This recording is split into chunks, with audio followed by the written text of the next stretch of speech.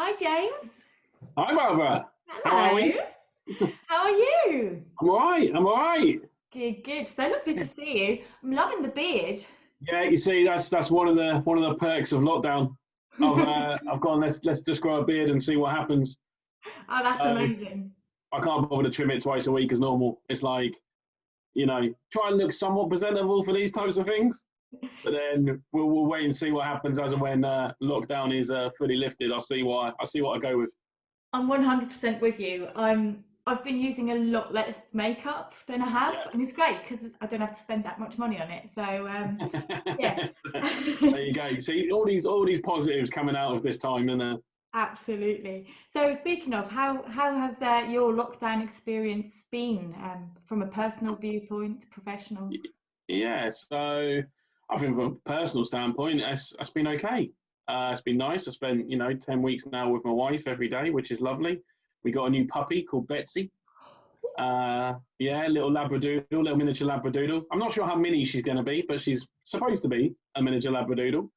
So getting her used to things. We've had her 5 weeks now, so that's going really nicely. And yeah, I think first couple of weeks was interesting and difficult getting used to being at home. I'm someone who likes being in the office and around people and stuff like that. So I think it took a couple of weeks to sort of bed in and get used to it. But on a personal level, I've got used to it now. It's nice to sort of roll out of bed and walk downstairs as opposed to get up a little bit earlier for the commute into Norwich. So there is that.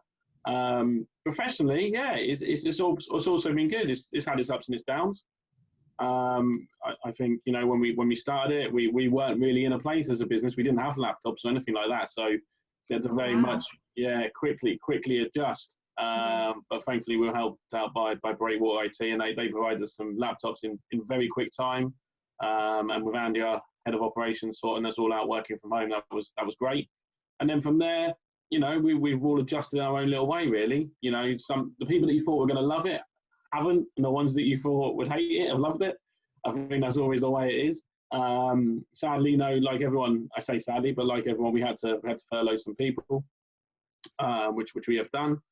That's really to sort of protect the business and protect jobs and things like that moving forward, and making sure that we can get back in the office as strong as we always have been. We've been busy. Working in the energy sector is good. I'm pleased that I made that decision 10 years ago, because people always need energy. People always need to turn the lights on. So, whilst yes, we have clients in the hospitality and tourism sector that sadly have been impacted, that then has a little bit of a knock-on effect to ourselves.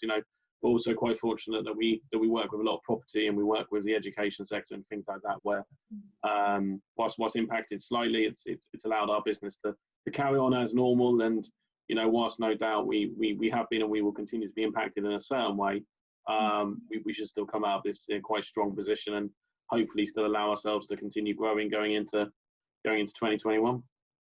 Well, you pick a good point there. I think one of the things I've learned from looking from the outside in is the companies that have a good spread of clients and different type of clients seeming to be able to get through this a lot better than the ones that are reliant on one particular sector that might be more affected. Or I mean, it can be the opposite as well. I Yeah, mean, you could thrive as well. I mean, I suppose there's some people who work through certain sectors that are thriving yes, at the and moment. and So, finding it really hard to keep up as well, because exactly. everything moves so quickly. If you're making hand sanitizer units, you are rocking.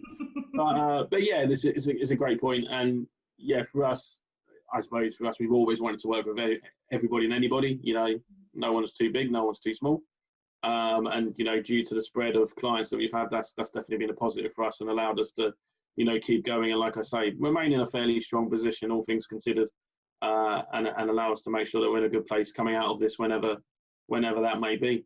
That's amazing. Well, on that note, for anyone who hasn't had the opportunity to meet you in person or doesn't know of you, can you tell us a bit more about Indigo Swan and your role Yeah, within the organisation? absolutely. So I'm James, as you may have worked out by now, but I am a managing director of Indigo Swan.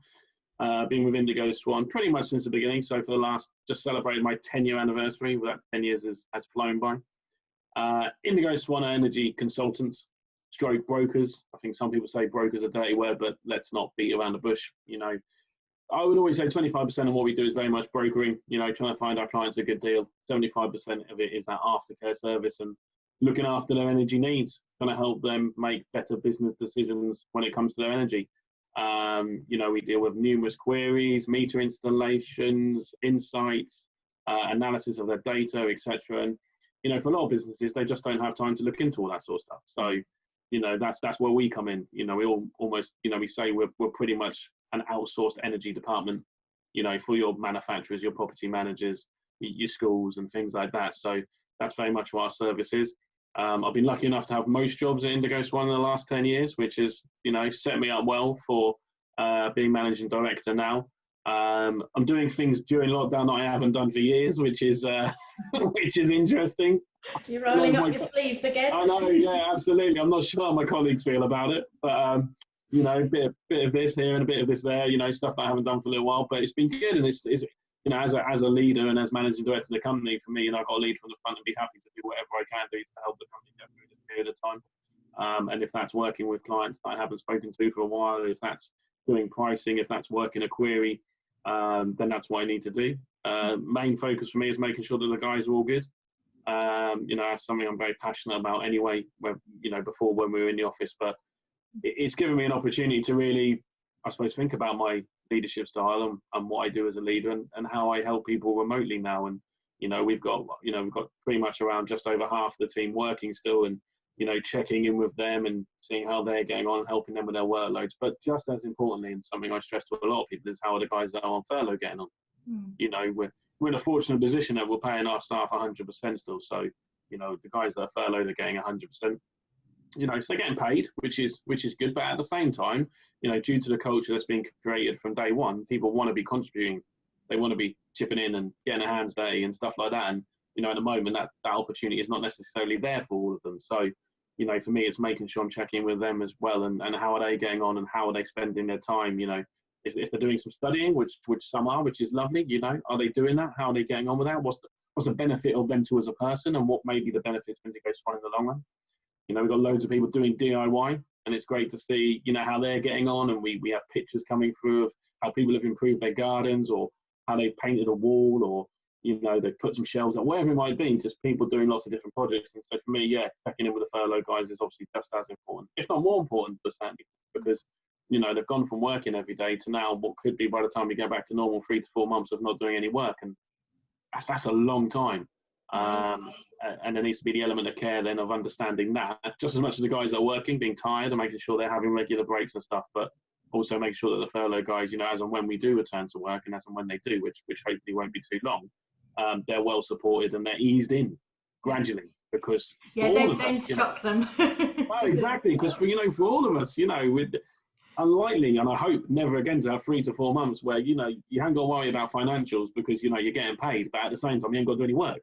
So it's being very aware of that as well. So yeah, that's a little bit about that, and for me it's been an interesting challenge, but one that I've mostly enjoyed, and it's helping me to be better as a leader, and fingers crossed helping the guys to be better in themselves or better Swans. Yeah, I mean, we all know that Indigo Swan is a very people-centered organisation. I mean, you really honed in on the craft, and I will call it a craft because not everyone has mastered it, of providing company culture and a place of work where people actually want to work and have a purpose within it. Yep. So I can understand that, yes, furlough may sound great for some people, but if that's your purpose and you've had plans and wanted to achieve certain things, that can be quite a hard thing to actually go through. And I would say that's the challenge we've had. There's no one that I would say as in people would have enjoyed certain aspects of being furloughed. Let's not be silly, I'm not going to hide around that. But at the same time, I would say definitely 75% of the time they would have much rather been at work, focusing on the vision and the goals that we've had as a business this year and moving forward. And that's difficult for them to maybe initially accept. And my job is just to make sure that I keep them in the know with open and honest communication at all times, to make sure that they trust that myself and the rest of the management team, etc., are making the right decisions, in order to protect their jobs and protect the future of the company moving forward, whilst at the same time they're not able to necessarily impact that themselves. But making sure they know it's in good hands with those of us that are working every day. I'm also foreseeing a bit more of a different, completely different challenge coming your way. And I've seen, I mean, I have to admit, the last 48 hours, I have removed myself from social media as much as I can. Yeah. Anything that's been sort of planned to go out has gone out. But I've had to physically remove myself because it was all getting a bit too much, including news coverage and everything. Yeah. But I started to pick up, and it was mostly because I follow Martin Lewis. So there's a lot of talk about financial support and advice. And there seems to be a sentiment growing from somewhere that people on furlough are treating it as a holiday, or, you know, and there seems to be a really negative attachment to it, which I think is dangerous, A, for society, because no one should judge, but also for companies like yours that is very positively minded, to contain that, not that this outside bizarre conversation that's been had by, let's be honest, probably a minority, but a quite loud minority, is affecting your workers in that sense. Yeah, it is true. And I think the biggest thing for me is it comes back to that open and honest communication that you're having with your teams and having with those guys that are furloughed. Do you know what I mean? It's I appreciate they've got some time on their hands, they can do some stuff. I don't think any of them look at it as a holiday, if I'm honest. But then again, that comes from the communication that I pass on to them, you know, and the reason that we have furloughed them. You know, my worry is there's probably a lot of companies out there probably profiteering from a scheme such as this, which I believe to be wrong. You know, we are doing this very much from a defensive position to make sure that the company is in a strong point going forward. That's the communication that's given to those guys on furlough. You know, in the ideal world, I'd have them all working. There's definitely enough for them to, you know, be able to contribute to. It's not like we've necessarily seen our work levels go down. We have seen it drop slightly, again, as I mentioned previously, due to having some clients in hospitality and tourism where maybe they're not at work at the moment.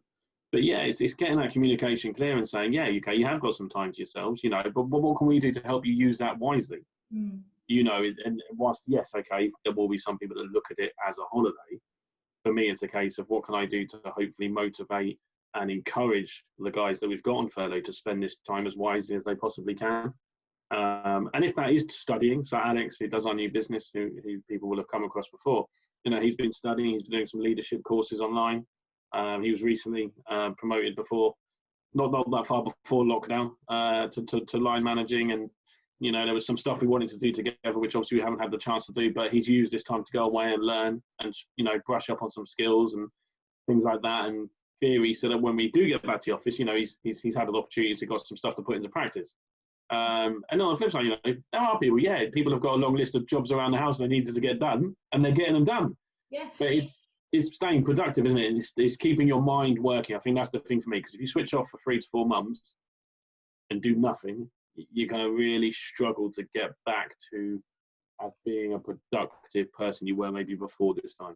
I would also guess that it might have a very detrimental effect on your mental health if you know 3 months on Netflix all day long, every day long in your PJs is maybe a dream for the first 5 minutes, and then very quickly change. It is. And you know, I suppose I feel for the companies that got 500, 600, 700 people, because being able to check in with that many people is going to be difficult. I mean, I suppose in that situation, I encourage whoever the relevant line managers are to do that, because hopefully they don't have many more than 30 or so under their direct responsibility. But yeah, for me, it comes back to checking in with those guys and seeing what they're up to. We run a daily Swan challenge, so I do a video every morning that I put on our WhatsApp group. I'm about 40 videos in now, Barbara. I'm telling you.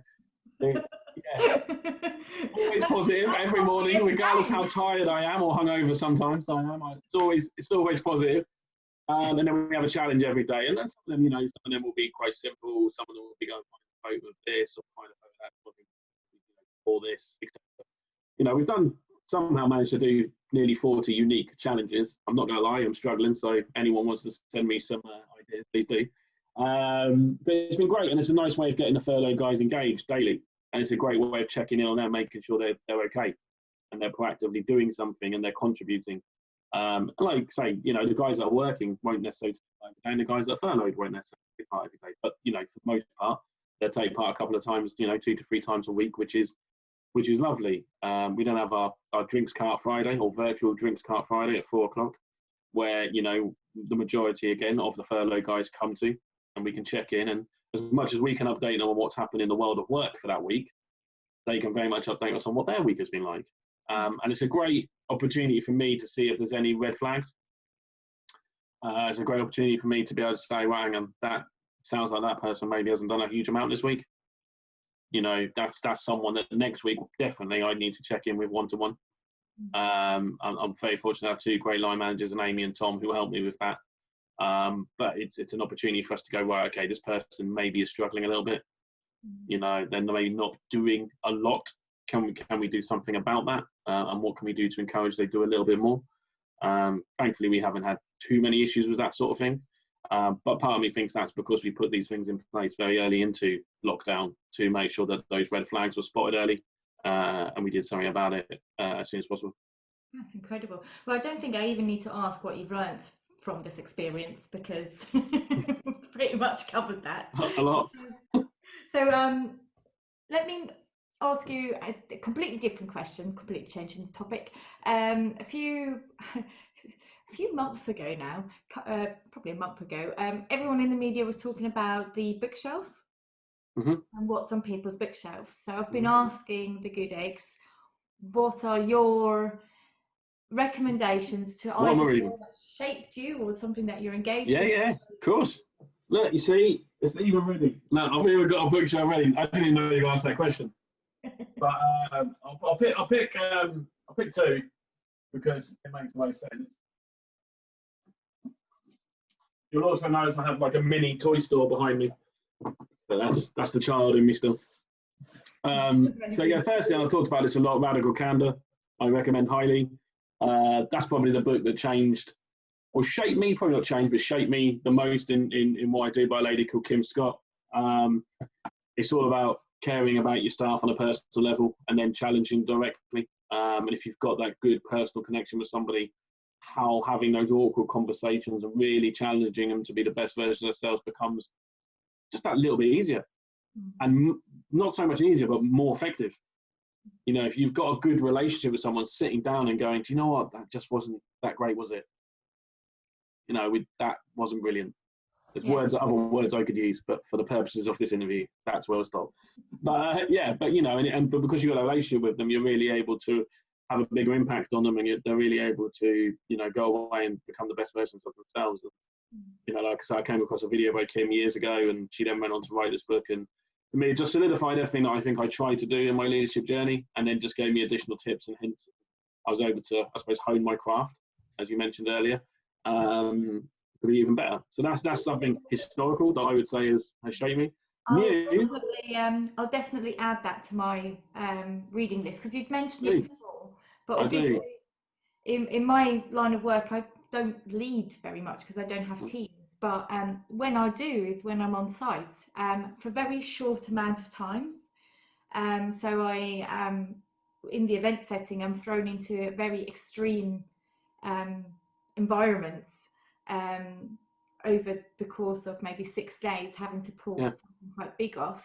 So I'm really looking forward to reading that, because I think it will help me a lot. And it's you can take. I mean, you can apply it to anything really. Just showing an interest is a bit like, I know the stuff you guys do with exhibitions and networking. You can show a general interest in somebody.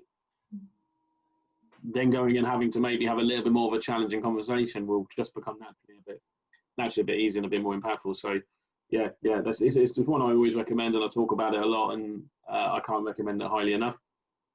Second one, more recently, I'm reading The Ride of a Lifetime, which is Robert Iger, who was the CEO of Disney for a long time. I'm a big Disney fan, me and my wife.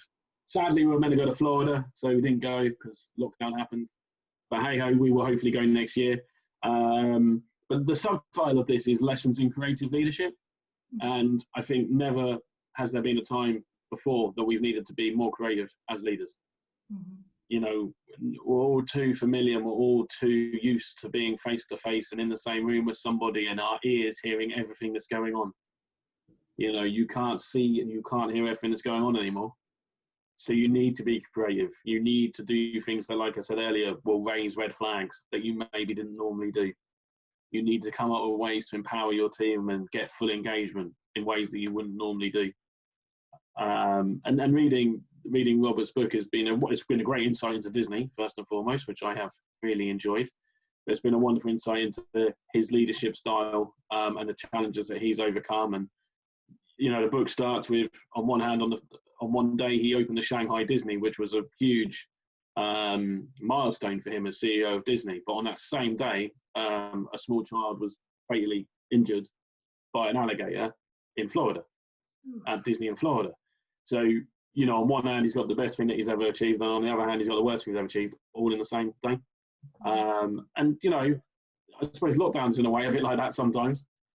You know, you wake up really positive, like, oh, lovely, got a day working from home today, and, you know, things are going well, and you're signing some business, and then out of nowhere, a client throws you a curveball, or you find out a client is maybe struggling more than you maybe thought they were, or an invoice comes in a little bit lower than you expected, and, you know, you're juggling all those different things, where normally, you'd be in an office environment and go, right, you free, let's go and talk about this, what can we do to sort this out? Now you're like, right, how do I get a call with 3 people? Right, okay. And, you know, you go away and you're collaborating in a very different way. Yeah. And then sending people off without necessarily being able to have as much impact and as much involvement as maybe you're used to if you're in the same setting. So, yeah, reading his book and seeing the creative ways that he's grown Disney over the years has been really insightful and just given me a lot to think about how can I be the most creative leader that I can be during a period of lockdown and a time that I'm, you know, and a lot of other people not used to leading in.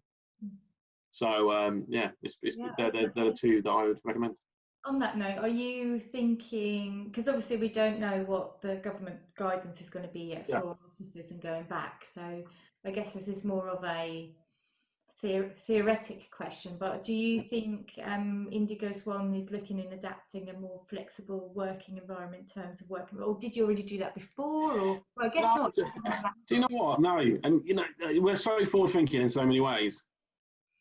The one way we went forward thinking in was remote working, which, you know, a lot of people will probably say. So it's been a wonderful lesson for that. It's made us invest in software to make sure that we can work remotely. So it's ticked a big box that I think we've probably wanted to tick for some time, which we can now tick. Returning to the office initially, we will return to the office. I said to the guys the other day, it's, you know, the guys that have been furloughed have made a big sacrifice. The guys that have been working hard have made a big sacrifice.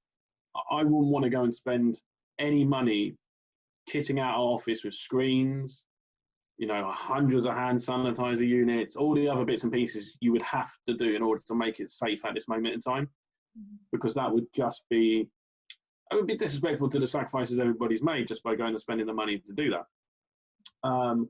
Will we return to the office when maybe those restrictions are a little bit less? Then yes, we absolutely will.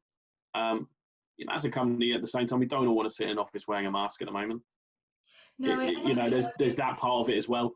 Well, there's also the fundamental that you don't want to put your staff at risk. So, because you still have the community, you still have the, you know, more people on the street. So, as we are still... Yeah, and you're asking them to come into the middle of Norwich. You know, a lot of our staff don't live in the middle of Norwich. You know, so I wouldn't feel that was doing my due care really to the guys asking them to do that. When we get back to the office, we'll definitely do it staggered. You know, we'll do it gradually and we'll do it in time. Flexible working, we had started as far as the hours people worked, and we will continue that and maybe look to increase that and tweak that as we need to. I think anyone now that has a sniffle will stay at home. It's been lovely over the years that people are so committed to what we do and wanting to do well that they have probably come in when they shouldn't. Now, no chance. That is, you wake up with a sniffle, you can work from home. We know you can. We've just done it for however many weeks it may be. You know, you stay at home. And that's where we'll be changing. It'll be like, yeah, love to have people in the office, love everyone to be together. You know, it's great to have a base.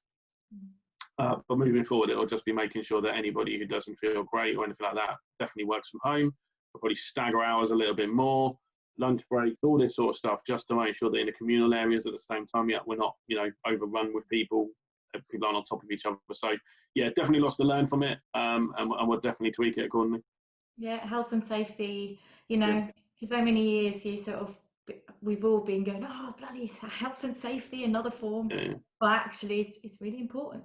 It's extremely important, and there's a lot. Like I said, there's a lot to have learned from what's happened, and it won't be the same again. It won't be, and the sooner people understand that, I suppose, the sooner the acceptance of that can begin. Have you found a way to collaborate digitally with your team in terms of brainstorming and things of that nature?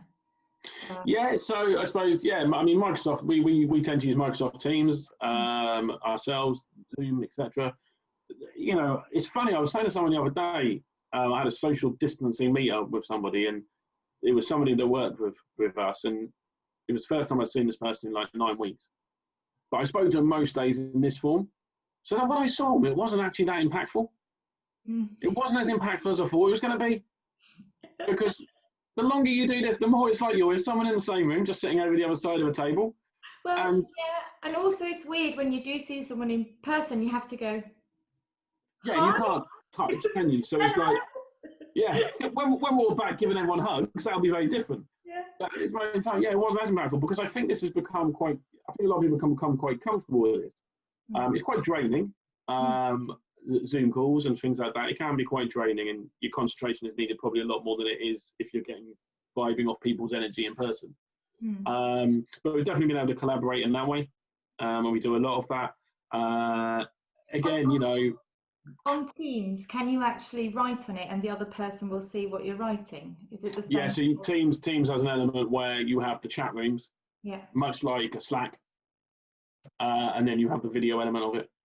Amazing. So you can collaborate in that way, and then we have different teams. So each team has a different chat group. If we're looking at certain projects, you can have a different chat group, and that's been great for collaborating. Also, just the old-fashioned email. To be fair, I mean, it's one of the things as a company we've tried so hard over the years is, look, if you've got someone sitting over there, please don't send them an email. Yeah. Can you just get up and go and talk to them? Well, now it's you got to send them an email or give them a quick call. Yeah, direct. But it's been good. It's been good. Collaboration has still been strong. It's still more challenging, definitely. But we're making the most of what is available to us as far as the technology is concerned. Yeah, I mean, I've had my own experiences. I've got Teams on my laptop because I'm with Microsoft, but if you're not part of a big organization and you're all linked in with each other, it's sort of like, okay. So most of my stuff I do on Zoom, but I have discovered through I'm doing a diploma. I'm also studying at the moment. Good stuff, Barbara. Good stuff. Yeah, woo! In what? So it's at Stockton University, which is in America. Love this virtual world. I'm loving this. Which means I'm doing really weird hours, but it's in event design, and it's exactly what I've always wanted to do. But there's only 2 places you can study this, and it's either in Amsterdam or in America. So it's silver lining. There you go. It's amazing, and it's affordable now to me because I don't have to get in a plane and pay for a hotel. Yeah. And what I like most about it is it's 4 days of intense sort of theory coursework, and then after that you have 6 months where you have to put in practice what you've learnt in those 4 days. You have a mentor with you for 6 months, and you basically have to film what you do, and only then you get the diploma. So it's not a tick box exercise. It's not just like doing. No, you're not just going, oh yeah, I've completed that. There's your certificate. Yeah. off you go. It's the fact that I have to apply it, and it's one of those things like in event management, and I'm sure in many other things, like you can eat as much theory as you like, unless you actually apply it. I don't think it will stick. No. Yeah, you have to be able to apply it, don't you? And I suppose that's where, to a certain extent, the challenge comes, isn't it? And I think that's the same thing I'm saying to a few of the guys, doing courses and stuff, is make sure we've got a clear handle on what you need to apply, because at the first possible moment you can apply it, and we need to make sure we're doing that. Yeah. You know, we don't know when that's going to be yet, but let's make sure we're on it and let's make sure we're prepared for that. Yeah. So yeah, oh, that's great. That's great. So the piece of tech I was going to mention is it's a website basically called Mural, Mural, and I mean, Write that down. to be honest, I am not the most tech-minded people, so it doesn't take much to blow my mind. But we all logged in, and you could see the mouse, sort of everyone's mouse on the screen, and obviously, you know, I've got people in my course in Moscow, I've got LA, I've got a lady was from Malaysia. Amazing. I just thought, this is incredible. And not just that, I mean, you know, Good Eggs, Breed Events, does some trade shows, look after a festival. I've got people who work for, like head of events for Zero, who work for Nike, who, you know, proper, like, I'm cool. I'm sitting next to them. It was great, isn't it? Yeah. An opportunity that not necessarily you wouldn't necessarily, like you said, had before all this. Absolutely. And the first phase of this course is to obviously apply all this knowledge. But for that, you need volunteers, and the people within the course help each other to sort of give a bit of practice before you take it in the real world, because let's be honest, you don't really want to mess up in front of like a massive sponsor or something. So yeah, no, it's really, really cool. And I will look into it. I will look into this mural. It sounds interesting. Yeah, and you can put sticky notes up and you can draw things, and it has, what's also really lovely is it has a lot of pictures in it. So you just type a word and a picture comes up for that word. Which means you don't have to use as much text. You can be much more sort of lateral thinking, and yeah, really cool stuff. Love it. And yeah, we've come to a point in our call when I pull out my jar of random questions. Amazing. Now, I've said to all the others, I wrote these a couple of years ago, obviously for a different event. Yeah. And I may have been slightly drunk when I. Okay, that's fine. I'm open to anything. I'm open to whatever you ask. So let's have a look what this one is. Well, it's a very simple one, but what's the best Wi-Fi name you've seen? The best Wi-Fi name I've seen? Because you know when you're out in the cafe or somewhere and you sort of see other Wi-Fi names, some of them are really elaborate, sometimes a bit rude. Most of the time they're a bit rude, aren't they? Yeah. Most of the time they're rude.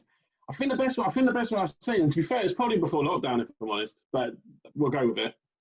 The best one I think I probably saw was that some guy. Well, I say it was a guy. I don't know. That's just my interpretation of it. But it was just simply, I am an effing god, and that was it. That was it. And I thought, what absolute balls for this guy just to have that as his handle. I'm like, that's amazing. You know, who is he? I'm looking around. Is he here? It was unreal. So yeah, to be fair, that's probably the best one. But I wonder if now after lockdown, people might become a little bit more aware of what they put. Yeah, well, that is one thing. Like cybersecurity and stuff hasn't been much on my mind, and I've definitely had to do some homework and start, you know, being more consequent with it. I'm just going to pull out another one because that was a really short. That's all right. Okay, you're gonna love this because it's slightly Disney inspired. Which of the 7 dwarfs is most like you? Oh wow. Yeah, definitely happy. Yeah, definitely happy because you know I am always happy. Like I say to people, Funtime Jimbo can't always be about, but where Funtime Jimbo can be about, then that's a good day. You know, so happy really, and I try to be happy all the time. You know, everyone has good days and bad days. You know, I have bad days just like everybody else. I think for me, it's a case of dealing with that. I deal with a lot of that sort of stuff probably to myself and with the support of other people. But yeah, for the most part, to be honest, I have very little to complain about. 95% of the time, I am happy, and I think you know, happiness is contagious, isn't it? It's like, you know, if I'm happy, then fingers crossed anyone that has any contact with me that day will be happy, or they will be happier if they weren't happy.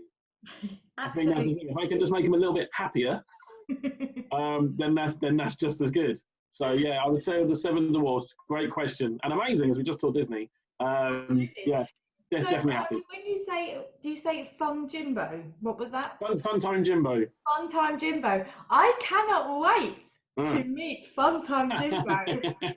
Yeah, Funtime Jimbo is good. Funtime Jimbo enjoys his nights out and enjoys his socialising and stuff like that.